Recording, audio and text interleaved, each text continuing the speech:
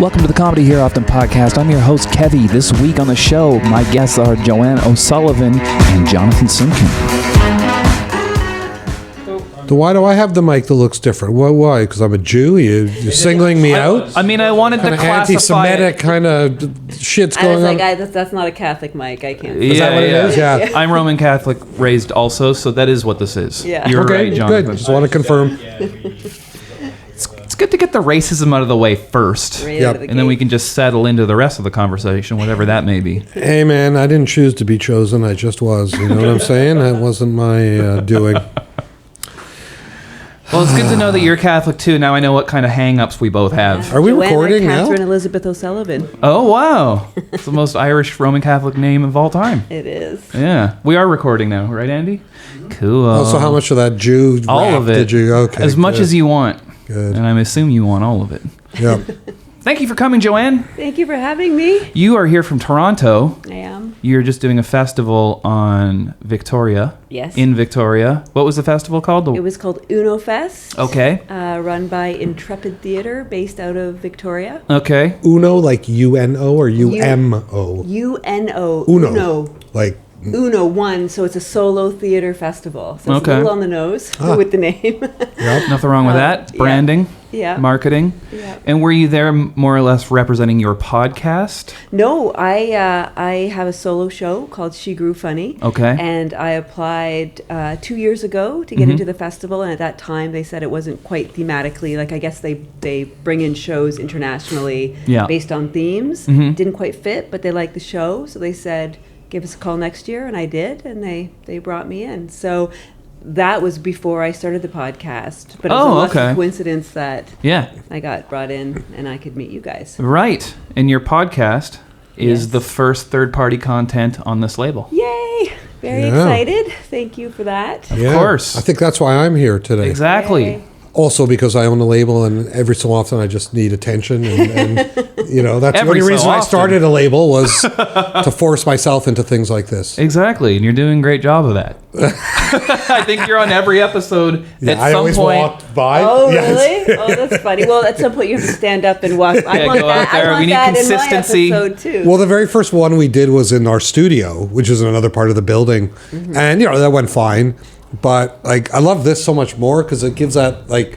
You're almost like you're in the CNN newsroom with Yes. people sort of walking behind you. Yeah. Of course, the people here walking behind us are Slightly different clientele. yes, but nonetheless, it gives people something else to look at other than our ugly mugs. Well, I like the natural light. Yeah. I think it's flattering. So Well, There that's you go. good. Yeah. Do you want to tell us a little bit about what your podcast is?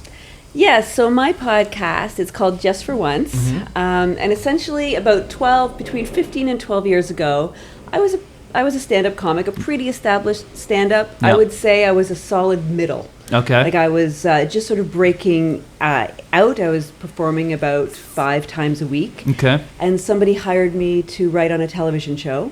Amazing. It was amazing, and that led to a pretty good career over the last decade. Yeah. But because of that, I stopped doing stand-up. And I missed it a lot, missed the live performing. I still did some solo shows, but I had to like pull back because to truly be a real stand-up, you have to be out at least 3 or 4 times a night to make sure you're turning over new material, etc. Yeah.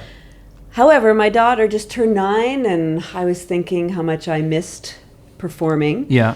This is about 6 or 7 months ago, and I thought, I'm going to start doing stand-up again. Yeah. And maybe the thing that will make sure I keep doing it is if I start a podcast that follows myself going back out into the world Right. and doing stand-up. And I called it Just for Once because at the time, 12 years ago, my dream had been to do Just for Laughs. I think that was kind of everybody's goal. Yeah.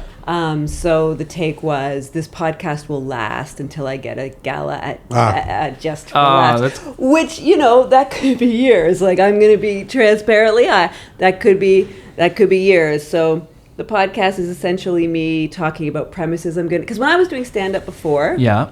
I was single, I was dating, it was Yeah. about all of those things. Yeah. Now I'm married, Yeah. I have a 9-year-old daughter, so been a real journey to figure out what I think is funny. Like what is funny to me? Like what is my comedy? Who am I as a comic? Wow. And so it tracks all of that, and it's been really fun. Like I have an email address, and people are like, I'll tell them the premises I'm going to try, and people will give me input on. They'll give you tags and stuff? Not tags. They'll be like, you shouldn't do that premise. That was pretty funny. But then I take them to I tape every. Oh, it's okay. I tape every set, and I let them hear. Wow. So it really is a comedy podcast in the truest sense, where you're literally workshopping material on the show. Yeah. That's cool. Yeah, and I'm honest. Like I let them hear me bombing. I let them hear me succeeding. There's a few people who remember me from back in the day who have given me amazing opportunities to do bigger shows, which I appreciate. Yeah. But I'm also doing those open mics that are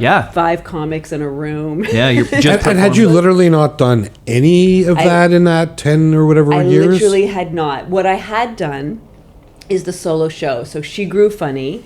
I wrote, and it's a funny show, but it's kind of rides the line. It's a bit of a more serious theme, but it's obviously, because I'm a comic, it's funny as well. But it was doing that solo show at Toronto Fringe that reminded me how much I miss stand-up. So straight up stand-up I had not been doing for at least a decade. Wow. So, and now I'm always the oldest comic in the room. I don't know all of my friends who started with me either have made it, so they're no longer in the open mics, or they quit.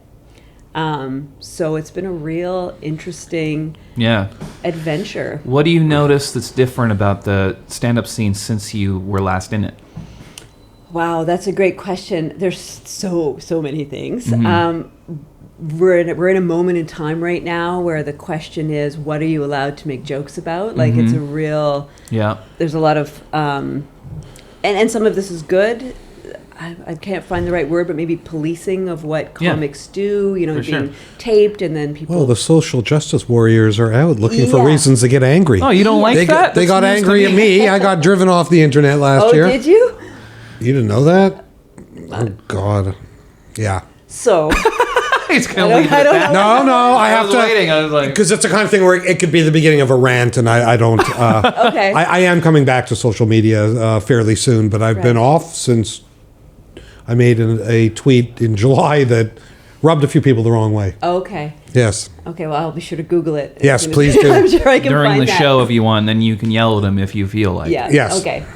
So there's, I mean, for me personally, I'm a storyteller. Like my stand-up is long form, so it's never been. I've never really been an offensive comic. I don't even know what that means. I appreciate people who push those boundaries. I think that kind of comedy is necessary. I think comedy's job is to ask questions and to. For sure. Yeah, I think also if somebody says this word upsets me, then I think we could also stop. I think there's a balance, right? Like I think there's a balance. But so almost everybody who knows that I'm doing this asks me, where do you draw the line? Like where do you draw the line? What do you think you can make jokes about?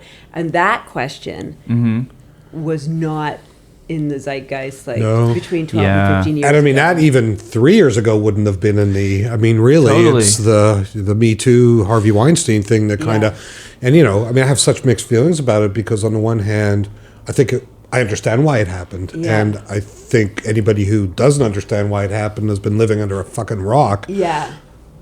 But now it seems like it's gone to such an extreme, and I'm losing track of what the point is now. Is the point that momentary good feeling you get to kick the shit out of somebody online? Is that the point? Where does it all go? And that's where I'm confused at this point. Everybody jumped on Ryan Adams. Okay, I get it. He did something stupid. It came out. But I remember looking like 3 weeks after it came out, and there's just people...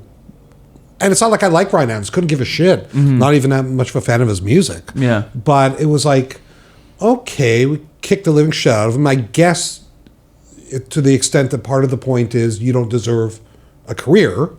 Okay, mission accomplished. But wow, like where does it all lead now? Is it and because the ramifications and the consequences are so horrible for people, and there's no guidelines really about, oh, this guy we're going to destroy in this guy were not, or I mean, I think some people deserve the ramifications that they're getting. Like, I think that's just, you did that shitty thing, and something should happen to you. But I also think when the world shifts, when ideology shifts, like the pendulum has to shift really far. Absolutely. Like to make it move incrementally, it has to like shift so far. Yeah. And then that'll make the needle move a little bit. And That's a really good point. Yeah. Yeah. Well, I agree, and that's what I hope is happening, is that we're going to settle into something in the middle where it's just like, okay, the world's a bit of a better place now because this all happened, but we can get back to not having to be so goddamn sensitive about every fucking word that comes out of people's mouths. Like, to me, you draw the line at violence. Like, there should be no reason that people can't say anything on their mind. People will disagree with me on that. That's fine. But it's like I said at the time this was all happening to me with that Twitter thing. It's like, look, I'm Jewish. If the Nazis were going to have a parade right in front of my office, you know what? I'd support it. Just like I'd support my right to hang my head out the window and say, fuck you! Like, yeah. When we start to curtail what people say, whoa, where are we? That's where I start to get freaked out. I don't know, though. I mean, there's an argument that the whole free speech, there is a lot of hatred that people say I should be allowed to say, shrouded in this free speech. And I do think there has to be some checks and balances. Although, as a comic, I also think people should push boundaries. So the kind of rule that I go by is, you can say whatever you want, but you have to be willing to take the repercussions. Like, you can't toe those lines and not know that you're going to make people angry. Yeah. So if you're going to try to toe those lines and you're willing to take the repercussions, then go for it. Like, but what did you think of, say, something like what happened to Aziz Ansari, where you sort of look at that and you kind of go, because I kind of looked at it and went, okay, he definitely comes across like a douchebag. Yeah. He definitely came across like the worst date ever. Yeah. And a guy who was, taking advantage a bit of his celebrity. Yeah. But did he deserve that? Maybe he did. I don't know. I'm just asking a question. I think in the broader context, so I've read that story. I read what she wrote about him. I can't remember all the details right now. I agree that at least in what was written, it sounded like he behaved badly, but they were on a date. Like, I can't remember all the details, but I do think in the broader, like, Me Too moment context, like in terms of this pendulum swinging, so few people are outed for behaving badly. That's definitely changing. That I do think examples will be made of some people who have greater celebrity, just to send a message about what's appropriate now. And for every Aziz, there's 500 women who haven't said anything. Yeah, totally. Like for every for every man who's maybe been accused of too much, and I'm saying that not quite remembering all the details of that thing. There's 500 women who had to deal with something and got no help or weren't believed, or so are some people going to be on the receiving end of being accused of something that maybe they didn't do? Probably, because that's probably going to happen, and that that's not a great thing. But I think the slice of that pie is much smaller than the slice of pie that very few women have any. Like, I'd love to see anything a woman has gained from accusing somebody wrongly. Totally. Like, what is the thing that you gain from that? There is no win. Like, that woman, she probably dealt with a lot more than him. That's a good point. Like, there is no win for women to accuse somebody. Yeah, and as soon as I come back online, the people who did it to me are going to have some stuff to deal with as well. Let me tell you. I don't know what the. Well, I mean, without getting to all the great details, I mean, I think the thing that was interesting is that I wasn't accused of doing anything. I just made a very tasteless joke online, and it blew up, and I apologize for it online. Okay. But nonetheless, it's still, and it's like, that to me is the part I have trouble with, where it's like, well, there's no conduct that actually separate from the words. Yeah. What are we doing? Yeah. I mean, even this conversation, to go back to the original question about how comedy has changed, even this conversation, we're all kind of being careful around like I don't want to say anything that how does it sound what I'm saying, and that is the big change in comedy, is that for sure that thread of being careful and is everywhere, and I don't think that's going to last forever. I think there's some real benefits to that. Absolutely there is. And in some contexts it's gone too far, but I think that pendulum will find the right place. I think it'll swing into a good place. I hope so. I think you're right though. Like, I feel like some things had to happen, even in the Canadian music industry. Some people, the truth about how they've been treating people came out, and it's affecting. The thing I think he's worried about is it affecting art to where people are not going to make edgy art anymore. Yeah, and I do. Well, also just affecting free speech, which I know. Yeah. See, the problem with the free speech thing is that some people hide under that, and they use it in shitty ways to justify all sorts of shitty behavior. I'm not for that either. Hate speech is hate speech. Although, again, to me, the check and balance is the ability to call somebody out. Yeah. So it's like, hey, I mean, it's that example I gave. Like, would I really be okay with Nazis having a rally in front of me? Well, obviously that would be upsetting and would be brutal. But I guarantee you I would be hanging my head out the window and probably going out there and confronting them. Not physically, verbally. Yeah. That to me is the ultimate check. The fact that everybody has a right to call everybody else out. Mm-hmm. Yeah. It's the bullying kind of 8 million people ganging up on one person at once, kicking the shit out of them. The pile-on and then moving culture. on to the next thing. The pile-on culture is bizarro to me. And it's awful. And it takes out some of the legalities that should come first. And it takes out the dialogue. There's no longer a dialogue. It's just about kicking the shit out of someone. That's what I mean. Mm-hmm. Like, so, and again, I hate to keep going back to myself, but it's like, I wish there had been more dialogue in that thing that happened with me. There wasn't. Mm-hmm. I very quickly was like, okay, no matter what I say at this point, it's going to just make it worse. I'm sorry. I'm guilty. Peace out. Yeah. Then you go and you come back when you can. And I mean, and the truth is, my career has been quite the opposite. Our company is incredibly inclusive. Yeah. I was a refugee lawyer for the first 5 years of my career. Yeah. I made a living getting people, including Palestinians, for the record, into Canada. Yeah. The woman who opened the first gay booking agency, where'd she get her start? 604 Records. I hired her. Yeah. Emma Higgins, Juno-nominated video director. Where'd she get her start? Me. I hired her as an in-house videographer. Like, my record is impeccable. Yeah. And it's not even because I was trying. I just hire people who I think are good for the job. Yeah. I've never looked at the world in terms of color. I don't give a fuck. I just don't give a fuck. So it's like all of that was lost in this. I made one tasteless joke. Yeah. Nobody, even people like CBC who you'd expect, aren't they journalists? Nope. It's just clickbait. All right, this is the clickbait for the day. Everybody pile on. And then 3 days later, Jacob from Headley's arrested for rape. And it's like, okay, move on to Jacob. Yeah. Yeah. So, this is it's the edgiest complicated. Episode of this podcast ever. Is it really? Absolutely. No. You're so edgy. I'm is a edgy? real rock star. I'm not that edgy. I'm totally not edgy at all, but I'm happy to be edgy. Let's start that rumor. Joanne, no, that dude's edgy. That's an edgy guy. That's an edgy dude, yeah. That looks like someone you had to work with as a lawyer before. Yeah, that's true. The other change, I will say, since we're talking about opportunity, is there's a lot more women in comedy than when I was doing it 15 years ago. Yeah.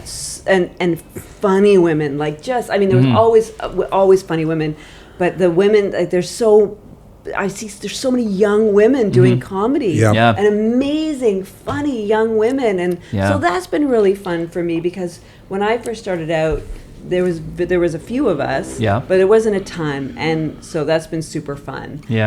Seeing how that has shifted as well. Was it like riding a bike? Like when you went back up for the first time after you hadn't done it in so long? Were you like so nervous, or was it like, oh yeah, I remember this. This is easy? And yeah, that's a funny question. If you listen to my podcast, you can hear my very first time. But so it was a funny thing, like. When I was nervous, there was a few times when I felt nervous, and I kind of addressed this, I think, at one point, and those would be really good shows, but there was also sometimes I'd be going up and I wouldn't be nervous. I would just be like, I'm just doing an open mic, and those weren't good shows. Like, I had to re-find I had to refine the nerves almost, like the excitement of it. Like you kind of get to a point where it's like people don't laugh. No one died. That's okay. But I had to get reinvested in that. It can be really scary and wanting it to go well. So on some when it's going well, it's like on a bike. It's just like that thing that happens with the audience, which is what drove me back. Mm-hmm. It was like riding a bike, but I did have to find my stand-up persona again. I guess like it took a moment for me to find the thing that overtakes me that made me good. Yeah. And when that thing doesn't come in, and I don't know if it's the same with music. If you don't have that little fire, you just don't have the same kind of show. And it took me a moment to find that again. Like, did it feel like you were up there kind of like doing an impression of a comedian and before you felt natural about it? That's a good way. It's a good way of doing it. And I'm not good at impressions. That's also what I learned. Like, I'm not an impression comic. Yeah. So, yes, it kind of felt like that. Yeah. And now I would say the joy is back. And with that is the nerves. Like, that's part of the joy, is if you're just going up and you don't really care. Mm-hmm. It's not that I didn't care. It's really hard for me to explain, but it's bad. Now it's like riding a bike. I feel like I've come back in. Yeah. And is that just for laughs still the dream, or is it like... You know, I felt like when I started the podcast, I needed an end goal. Like, I needed the thing I was striving for. I think that's a cool narrative. Yeah. Because then the listeners can come on the journey with you. Exactly. And so, I think so. I mean, I'm doing stand-up again, and that's not a bad goal. I feel kind of bad now that I hope, like, Winnipeg doesn't think I'm not appreciative my goal, or something. or Halifax. Like, I'll do any of the big festivals. Like, anybody who wants me, I'll go do it. But, you know... But I think so. Like I've emailed with them, and they're still trying to. They want me to send them a demo, and I don't have one that I feel comfortable with yet. Yeah. So we'll see if I do that this year. This year I just might go and like interview people for the just be in the background and sort of interview people and talk to people as part of the podcast. Mm-hmm. So I think so. I think that's a pretty good goal. I'd love to do it. Yep. Always had wanted to. What was the adjustment like switching to writing for TV? That, it's funny. I had a slow ease in on that. So somebody had saw me doing stand up and asked me to punch up their series. And awesome. Now we're talking like, I guess about 13 years ago. So I literally was given scripts, and I was just asked to punch them up. So that was pretty easy for me, because it was literally just joke writing, which is what I had already done. Mm-hmm. And then they asked me, we like your joke writing. Do you want to write a script? And can you write a script? Like for one episode of that show? Yes. Yeah. And I said, of course I can write a script. Yeah. And then I went and bought a book on how to write a script. And so, you little hustler, I know, I did. That's what I did. Yep. And then the showrunner on that show, her name is Claire Ross-Dunn, and she literally took my terrible script. And really, I mean, it was funny, but it wasn't like in terms of like beginning, middle, end, and narrative. And, and she helped me make that into something real. And then... So then it was an adjustment, but then I went right into This Hour is 20 Minutes, and then I kind of got into sketch writing, and that was closer to home again. Like that was more like stand-up. So. Yeah. That show's like a Canadian staple, and it's so set up punch that I feel like it's good for stand-ups to write on it. Yeah. And there are a lot of stand-ups now writing on it. Yeah. Everybody kind of funnels through that show. Are you still doing writing, or are you... I just finished... Well, actually, interestingly, kind of connected to you guys in a way, is that I got hired to do... So I just finished the last gig at CBC at the end of December, and I wrote on a show called From the Vaults. Okay. So From the Vaults is a music documentary show. So essentially they hired 3 writers to go into their vaults. Yeah. And I was allowed to watch all of the music footage from the 50s to the 90s. It's incredible what they have. Cool. Wow. Everything from Johnny Cash to Bob Dylan to Leonard Cohen to it's crazy. Very first time. It was amazing. And so I interviewed for this job, and they said they'd seen some of my other writing, and they liked my storytelling. And I'm like, but I'm not a doc writer, but they liked me, so I got to write 10 10-minute docs, and then the 3 other writers, and all the docs got made into 6 episodes, 4 docs per. And so I did that, and that might be having a season 2. We're still waiting to find out about that, but we've developed season 2 and waiting to find out if it's actually going to season. There's a company, and I'm not sure how much of this I'm allowed to talk about, so I'll keep it vague-ish, but there's a Vancouver company who's working with CBC where they're going back through all of that stuff, and they're going to start re-releasing it. And it's fascinating, because they showed me some of the stuff they're working on, because what's beautiful about it is, so you take something like Bob Dylan, they have all this amazing, like, Bob Dylan but then they've also got tons of photographs from that session. They've got stuff that he wrote for that. So they're going to be releasing the stuff in these sort of box sets that have everything. Wow. Yeah. Which is, if you're a fan of any of those artists, it's like... Well, that's amazing, because one of the things that we found were so many interviews, but because our series was based on, so you had one great moment, so that sounds like more like autobiographical. Ours was like, find one great moment in time and do a 10-minute doc about what was happening at that time. And it had to be music. It had to be a performance. Yeah. But so on the flip side, there was all these great interviews that didn't have a performance attached to them. And I was like, I hope someday these get released, because it was just amazing. Yeah. They had so do you remember Platinum Blonde? Yeah. So they followed them on a bus, and they had all the B-roll still, like all of the from this. They did a tour with them, so they were on this bus and teaching people how to do their hair and do like all this stuff. It's just like gold. Yeah. Canadian music, and to some degree comedy. Gold. So that was a super fun show. So I did that. I have a few things that I'm working on right now. I'm So it's more contract stuff than being like writing for one entity that you're... Yeah, I tend to always land at CBC somehow, but I'm contract to contract. So I just got hired. So right now I'm helping a company develop a television show, just doing like the pitching, and so yeah. So interesting. It's good. Yeah. Wow. What were there anyone that you wrote with on those shows that are still doing stand-up also? Because it seems like a lot of people, when they start getting into writing, maybe they kind of like how you stopped doing stand-up. Yeah. And then, so it seems like a tough balance, because those writer rooms are like 12-hour days, right? Yeah, well, that's why I stopped. When I was on 22 Minutes, Jen Whalen was my head wrter. Yeah. Also my friend from high school. Wow. Yeah. So she's now one of the Baronesses. Right. So I wrote with her. I did what did they call me? A contributing writer for season 3. Just before I started the From the Vaults gig.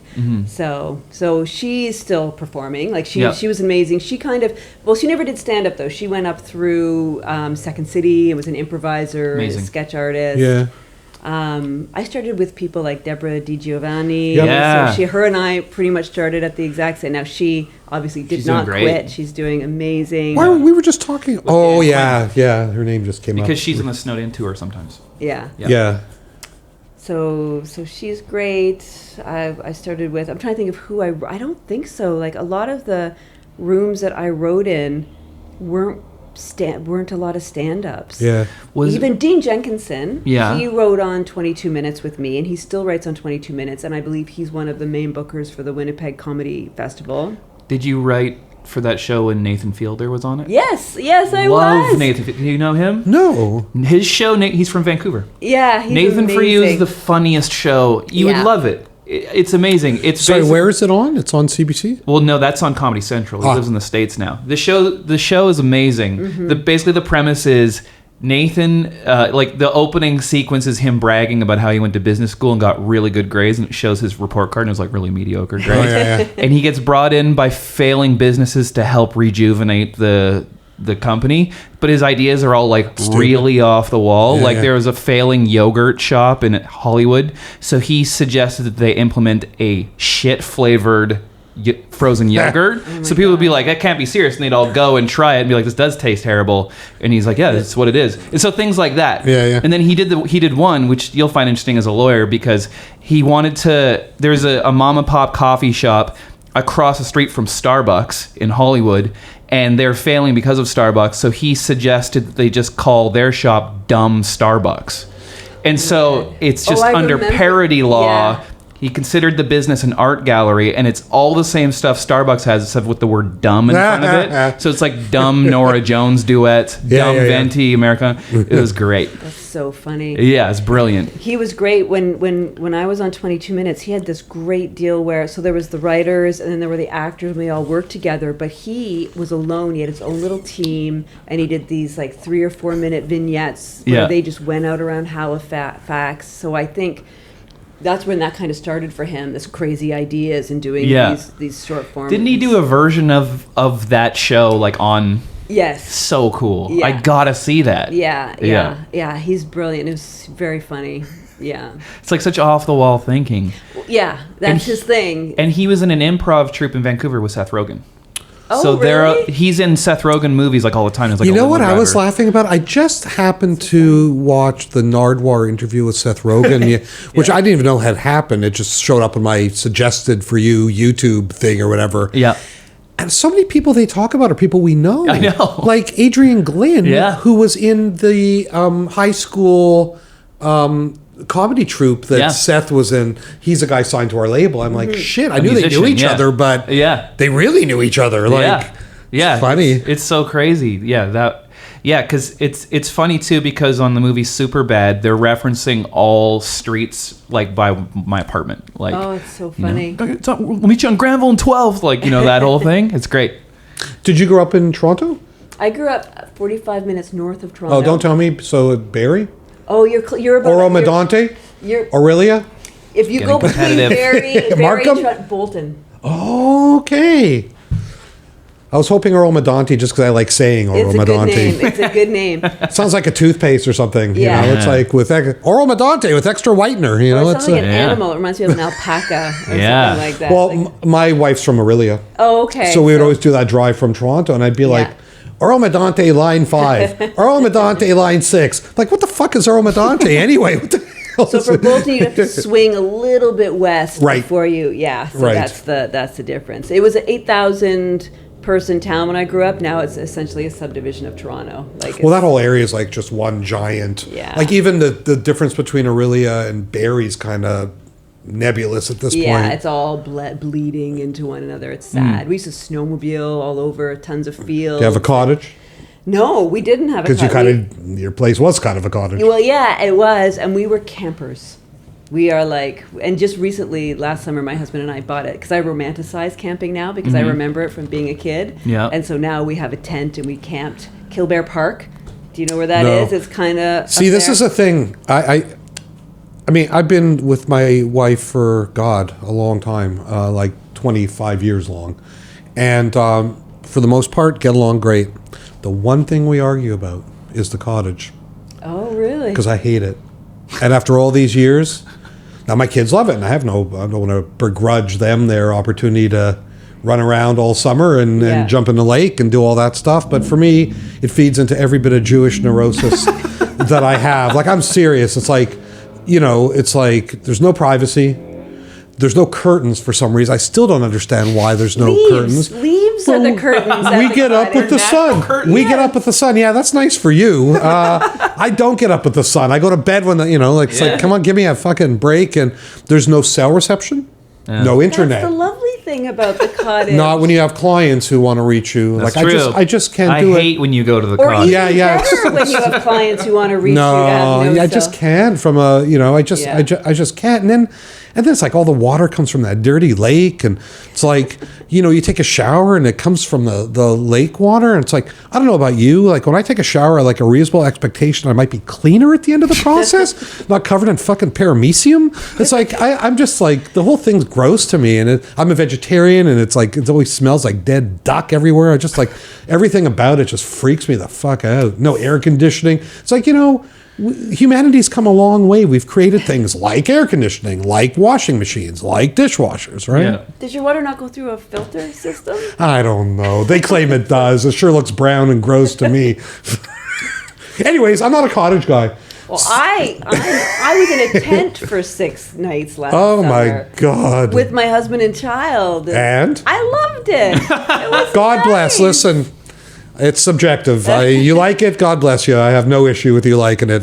Not for me. Yeah, well, that's fair enough. I mean, it's wilderness, and it's Yeah. not for everybody. No, it's not. But I mean, it's nice because every summer we spend most of the summer in Ontario. And I do business in Toronto, and then maybe on the weekends I'll go back to the cottage and then back to the city for the week. Right. I can deal with that. Yeah. Yeah. Well. Yeah. Checks and But like my oldest son's going to be a counselor in a camp in Muskoka this summer. and it's like your hell. God bless him. He's into it. So I'm like, hey, if he's happy, I'm happy for him. It'll be the best summer. How old is he? He just turned 16. It'll be the best summer of his life. Oh yeah, Counselor, he's 16. stoked. Yeah, he's That'd be my hell. There's no Really? Wi-Fi or anything. Yeah. I can't even play Xbox. This is awful. See, I can live 16. without that. But Camping.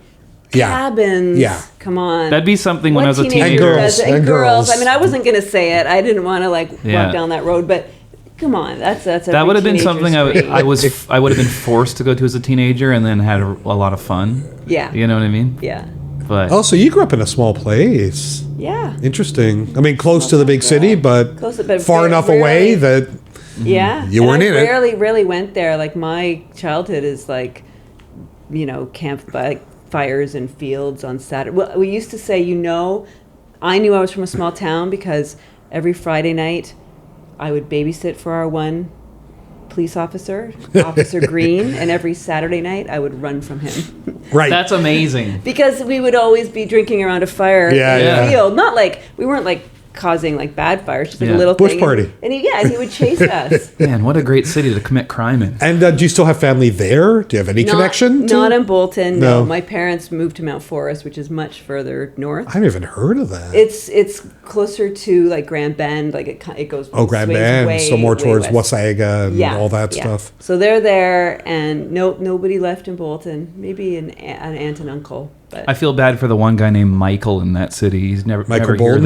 the end of it, I'm assuming. Yeah. Joanne, anything else you want to plug? oh well. Well, we've talked about my podcast. Right. We've talked about my solo show. Right. Which is over now, so I guess I'm not plugging it. I'm plugging it in reverse. It was great. It's too bad you missed it. You're doing some post promotion. Post promoting. Yes. I mean, you I need to guess rub right it in now like really that. it just really is the podcast right now. I Yeah. am going to try to, now that I know the show, my solo show that's in my head. Yeah. I think I am going to try to tour it a little bit because Yeah. I got it up and running again. Sure. and That's great. It does very well, and people really like it. Seems so. like something a Fringe festival would be interested in. Yeah. I did the Fringe. I won Patron's Pick at the Fringe. Amazing. But In Ontario? yeah. Toronto So Fringe. when you eventually do get on JFL, are you going to change the name of the podcast to Had It Once? Or are you going to continue Oh. doing it? Or Just for once, it'll become, just for something new. I don't know. you got to change that'll be like the end of season 1. I love the way you're thinking, though. You're asking me questions like it's really going to happen. It like is I'm gonna get happen. there, so I'll have to start thinking about that. Mm-hmm.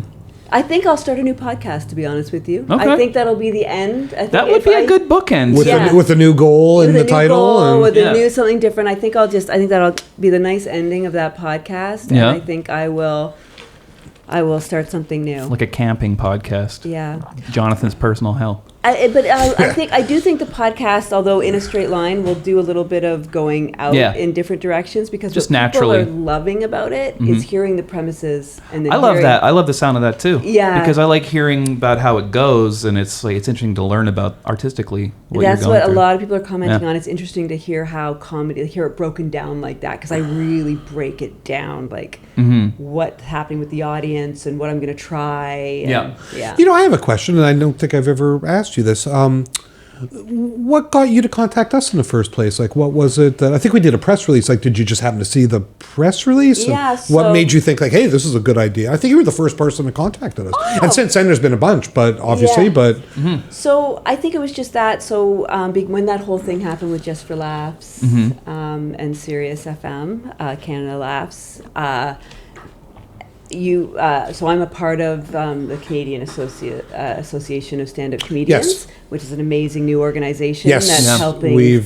I've kind of been talking a lot with Sandra, and Exactly. and it's great. Yeah, and so making comedy an art form, and right along because I was getting all of their information at that time. They sent out a thing to all the comedians Oh. that you guys were. I didn't even know that. Oh, That's that's nice great. of her to do Yeah. that. That's great. Yeah, that you guys were looking for comedians to submit material, and that was your gesture to help find other streams of money for comics. And that podcasting was one of the things that you were looking at, and so I got that Oh, that's email great. and I submitted. Yeah, so that's straight from Sandra and that Oh, that's association, lovely. which has done so much. Like, They've been very, very supportive, Yeah. and I think it's been so interesting because I'm a neophyte. Like I'm a relative newcomer to the comedy stuff, so Yeah. it wasn't like I understood what all the issues were. I just was like, hey, let's start putting out comedy records because I love comedy. I didn't Yeah. really think that much past that. Yeah. So that whole JFL thing was profound for all of us, but really was. it for me it was like, whoa, like I learned, because really all it did was open up a whole bunch of can of worms. Like, sure, the station went back, everybody's happy, but what's interesting about it to me is that I think it opened up a can of worms that is going to be very hard to close now. Yeah. Because it raised issues of, and this is not aimed at JFL, but it's like, comics feeling disrespected, undervalued. I didn't know that they weren't getting paid so much. Yeah. And I mean, as a label, we've always been good about that to make sure, like, hey, we can't always afford to pay a lot to people, but you can't expect people to. You can't make money off of people and not pay Yeah. them. Like, it Yeah. just, the karma alone on that I know. is so fucked. I know. So what an interesting time we're in, where it's almost like there was that moment where it was like, all right, the station's going back, yeah. And then there's post that celebration that's like, where the fuck are we now? Yeah. What the fuck's going on? And Yeah, it's shone a spotlight. And to their credit, they did go back. I mean, when does that ever happen where you raise a stink and then people actually go, I was saying, I've you're never seen right. that happen I've never seen that happen it was either. one of the So- most devastatingly effective social media. Like, see, to me, there's the good side of that social media stuff. Yeah. Where, and not just because we got what we wanted, but because it really brought a pretty serious issue that very few people knew about Yeah. right into the forefront of the Yeah. public. And I think they had no choice at that point. I Yeah. mean, corporations don't respond to much, but they respond to bad publicity. Oh, yeah. And that's pure and simple, I think, what happened. I think when Howie Mandel got thrown into the middle of it, and this, I don't have any insider information, this is just me speculating, I got to think that had a lot to do with it too. Because I think if I'm him, and again, I don't know that this happened, Yeah. but if I'm Howie Mandel, it's like, hold on, you asked me a favor to go on Facebook and to try and... Yeah. I mean, it was pretty obvious when you watch a Facebook thing, he didn't even know what he was talking about. No. And I think he probably would have been pretty choked that he got thrown into the fire without... And the blowback on him was so Absolutely. Yeah, if I'm him, I'm getting my lawyer to go back to JFL Yeah. and say, hey, you give them what... I mean... Yeah. Now my career's in jeopardy because you asked me to do a favor. And Exactly. They probably went to him and were just like, there's a couple of activist comedians. Look, do you mind going out live and, being charming and telling everybody everything's going to be okay? Yeah. Little did he know what. And in front of, in your grand stairwell. Yeah, it couldn't have been planned worse. It just really, it almost was a sketch. Like, it was almost Yeah. funny. Well, and how yeah. awful. But I don't think, so anyway, so they went back, so that's good. But I think it'll be, we're known for comedy, and comedians are all constantly struggling. Like, it's so difficult. So I hope it's opened a door. Obviously, Yeah. it has with you, and brought awareness to other people. And Yeah. because comics don't ask, they don't want a lot. They just know. want to be able to eat. But it's interesting, right? Because when you contrast it to, say, music in Canada, like with music, there's all sorts of grants and there's all sorts of, there's a lot of ways to try and Yeah. make it happen, even if you're not signed to a label or, Yeah. otherwise independently, financially secure. Yeah. Apply to Factor, apply to Creative BC, apply to the Ontario Music Fund. Comedy's got nothing. I know, nothing. But Very little that's, support, yeah. That's changing. And if we And that's what they're trying to recognize change, as yeah. an art form, then that world of grants will open up to Yeah. us. If there's still grants for artists in Canada over the next few years, because Right. that's changing too. It's our struggle. Yeah. right, Joanne, thanks for coming on the show. Thank you so much for having It's me. nice to finally meet you. Thank you for having my podcast. Oh man, I'll just be honest, it was a very proud moment for us to kind of go, wow, I mean, we really had this idea that it's important to open those doors, and you were the first one to walk in, so thank you. Thank I mean, you. it really felt great, and it still does. And Yeah, absolutely. Yeah, Thank we'll you. just keep growing it. Absolutely. Yeah. So listen to Just for Once until it ends when you get on And where is it JFL. available? It's available. I mean, I know for us, it's available on the Comedy Here Often YouTube channel, but where else? I mean, It's on iTunes. It's on, is it Stitcher? It's all of the platforms. Spotify? Spotify. Yep. Essentially. Everywhere you go for a Everywhere you podcast. go for podcasts, I'm on. And I don't even know, because I have my one thing that I put it on, and it just sends it everywhere. So I'm still learning. Yeah. Yeah. I learned how to sound mix. There hey, you go. Look at you. There you go. So. Anyway, everywhere. It's available everywhere. Perfect. Short answer. Thank you, Joanne. Thank you, Thank you. Jonathan. Yep. Bye. Bye-bye. Thank you for listening to the Comedy Here Often podcast. I've been your host, Kevy. Make sure to follow us on social media at Comedy Here Often on all platforms. And make sure to follow my guests on social media as well, Joanne O'Sullivan. And Jonathan Simkin doesn't have one for some reason. Okay, thank you. Talk to you next week. Bye.